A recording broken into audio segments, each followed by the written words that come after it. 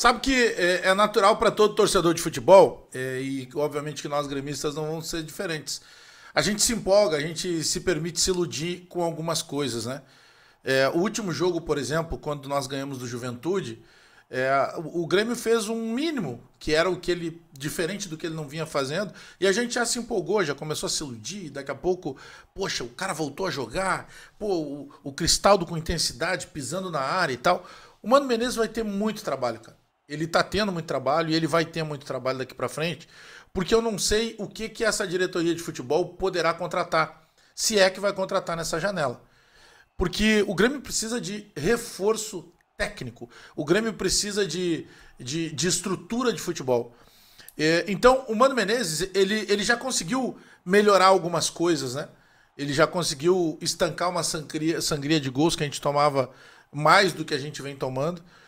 O Mano Menezes conseguiu dar uma cara de time e ali quando teve o jogo do Juventude eu até dizia, né? Pô, que pena que tem essa parada agora, porque o Grêmio não vinha jogando nada, o Grêmio fez um bom jogo contra o Juventude, era importante que o Grêmio tivesse essa sequência. Mas nós, torcedores, nos permitimos nos iludir. Não, agora contra o Corinthians lá, pô, o Corinthians não tem o Castillo, não tem o Depay, o Memphis, né? Não tem o Yuri Alberto. Poxa, tá louco? O Grêmio vai conseguir trocar garrafa com o Corinthians. E no primeiro tempo o Grêmio até conseguiu de alguma maneira, né? O Grêmio vai lá, consegue, desperdiça um lance numa jogada que foi perdido, o gol embaixo das traves pelo Bright White. Depois tem uma bola na trave do Corinthians, aí o Grêmio faz mais um ataque, e aí o Corinthians faz outro ataque, aí o Grêmio encontra o gol lá aos 28, o gol do Bright White, né? Com a jogada do Alisson. E aí lá com 35 peca de novo na marcação, sobra um jogador do Corinthians sozinho na entrada da área, finaliza, acho que também tem um erro técnico até do próprio Volpi, mas dali pra frente, o Grêmio voltou a ser o Grêmio de 2025. Um Grêmio que não conseguiu marcar, um Grêmio que sentiu o peso de ter tomado o gol de empate, um Grêmio que foi ficando cada vez mais perdido em campo, e aí tem um ponto que é a culpa do Mano, na minha opinião, a insistência com o Pavon. Poxa, desde que o Pavon chegou no Grêmio, o Pavon nos iludiu no primeiro jogo. Aquela estreia dele contra o Santa Cruz pelo Campeonato Gaúcho, ele estreia num domingo, faz gol, e aí na segunda só que ele vai ser anunciado oficialmente, apresentado, todo mundo feliz. Poxa, Pavon, vê que loucura, né? Jogou no domingo e só foi apresentado na segunda e fez gol no domingo. E dali pra frente o Pavon não foi mais nada, mas nem perto daquilo que a gente imaginava.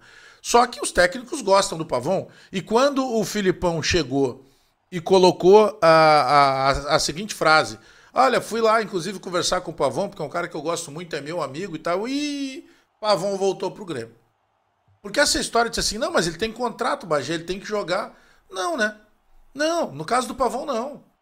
Tem negócios na tua vida que tu faz em qualquer ambiente, que seja corporativo, que seja de um investimento. Tem negócio que é o dinheiro perdido, é o fundo perdido, cara. Tu apostou naquele negócio, mas não deu certo, vai fazer o quê? Perdeu. Às vezes tu ganha, às vezes tu perde, faz parte.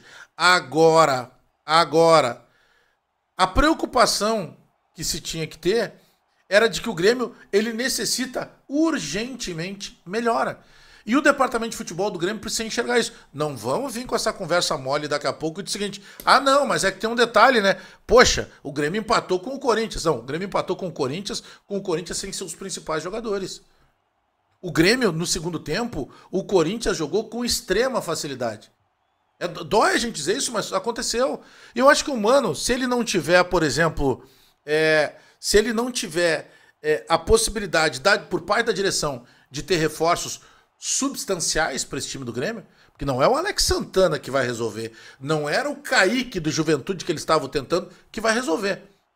Nós precisamos, por exemplo, de um centroavante definidor. Hoje teve um golaço do Bright White, mas a gente precisa de um centroavante no mínimo que chegue para dizer assim: Bright, a partir de agora ou nós jogamos juntos ou a gente vai dividir a posição. Não tem mais a 9 eterna do Bright White. Ele não tem esse poder de decisão. Ele fez um gol hoje, mas ele não é tão participativo quanto a gente precisa. O Cristaldo é um jogadoraço, mas o Cristaldo do primeiro tempo, o Cristaldo estava mais solto, porque o Cristaldo ele conseguia jogar um pouco mais adiantado, e a partir do momento em que sai o Kik, as coisas pioraram para o Grêmio, por quê? Porque o Cristaldo como qualquer jogador de ligação, ele também precisa, ele precisa de duas coisas. Que a bola chegue nele com um pouco mais de qualidade e que naturalmente ele tenha opções para pifar os jogadores. E ele tinha por um lado o Kik, ele tinha pelo outro lado o garoto Alisson. Quando sai o Kik e entra o Pavon, o Cristaldo também cai de rendimento e não é à toa.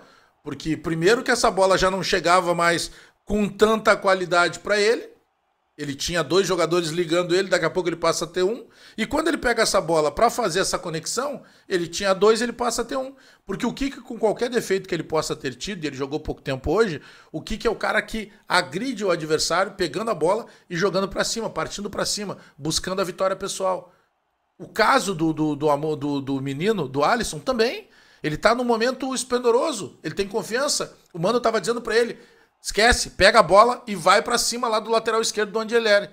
E é por ali que saiu o gol do Grêmio. Por uma jogada de total confiança do Alisson. Só que daí, quando entrou o Pavon, ele matou o time do Grêmio.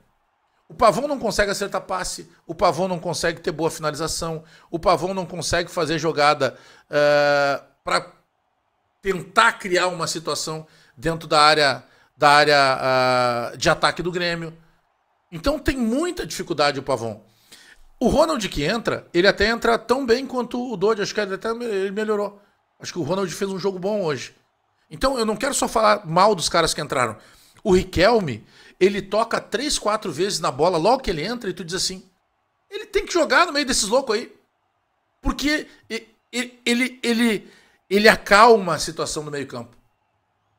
Tem um lance agora no final, que até eu acho que é o Charlie que diz, pô, mas talvez se ele fosse mais experiente, poderia tocar no Pavon. Eu concordo. Só que eu entendo por que ele não tocou no Pavon. Chega um momento que tu diz assim, cara, se é pra errar, vou errar eu. Ou vou tentar eu, porque eu já sei que se chegar no Pavon ele vai errar. Mas nós temos que chegar num jogador. Ah, tem um jogador. Por exemplo, o André Henrique, ele praticamente não tocou na bola. O André Henrique não tem nem característica de ser centroavante. Acho que o André Henrique é um atacante. O Grêmio precisa de um 9. Eu sei que o Arezzo cobrou de forma preguiçosa e descomprometida o pênalti contra o Sportivo Luquenho, mas ele não pode ser simplesmente, a partir de agora, detentor de uma marca nas costas, porque vários outros jogadores do Grêmio erraram e vão continuar errando, e o maior exemplo deles, por exemplo, é o Pavon. E o Pavon não está sendo culpado por isso. Pelo contrário, o Pavon parece o diretor executivo de futebol do Grêmio, Luiz Wagner Vivian. Ele, a cada rodada que passa, ele é promovido. O Pavon e o Amuso não podem jogar no Grêmio. Não interessa se o Amuso foi caro, não dá, cara. É a analogia que eu estava fazendo há pouco do ramo empresarial. Tu faz um negócio, daqui a pouco tu faz um investimento e, cara, se deu errado, tu perdeu o dinheiro, não tem o que fazer. Tu não vai continuar insistindo naquele mesmo investimento. Tu já viu que ele tá errado. Tu vai continuar botando dinheiro ali, desperdiçando tempo. É isso que tá acontecendo com o Grêmio hoje. O Amuso, ele tem uma jogada. Aliás, tem algumas jogadas bizonhas. Ele tentando matar a bola, dominar a bola e não conseguindo. Mas tem uma jogada que ele faz que ele sempre tenta fazer. Ele pega a bola, ele leva pro lado de dentro. Aí o que faz o adversário? Tá bom? Abre campo para ele. Ele tira o atacante. Ele tem que ter uma preocupação. Quando ele tá perto da área, ele tem que levar essa bola para dentro da área, porque a área protege ele. Porque o zagueiro não vai querer fazer a falta, vai tomar cuidado, porque se o zagueiro faz a falta dentro da área, é pênalti. O Amuso é o atacante que afasta da área. Ele tira a bola, se ele estiver dentro da área, ele sai da área, e se ele estiver próximo da área, ele vai afastando mais da área. Ele não tem chute potente. E aí ele abre espaço, e normalmente ele chuta ou tenta cruzar, e a bola explode no adversário. O Mano Menezes tem alguns erros. O Mano não pode mais apostar no Pavon. O Mano não pode mais apostar no Amuso. Agora, se não chegar reforço pro Mano, por mais que ele abra a mão desses caras e comece a botar a base para jogar, não vai ser suficiente. O segundo tempo foi um domínio total do Corinthians. O Corinthians estava fazendo até cera porque o Corinthians se contentou com o empate. O segundo tempo foi controle total do Corinthians. O nosso primeiro tempo foi bom. O nosso primeiro tempo foi mais intenso. Mas o segundo tempo, nós voltamos a ser o Grêmio das últimas rodadas. Então, empatar com o Corinthians é bom? Não, não é não. Nós jogamos em casa e o Corinthians hoje faz uma campanha ruim e o Corinthians hoje tinha desfalcado pelo menos 3, 4 jogadores fundamentais nesse time. Então, hoje, não era bom empatar com o Corinthians. Hoje era jogo para ganhar.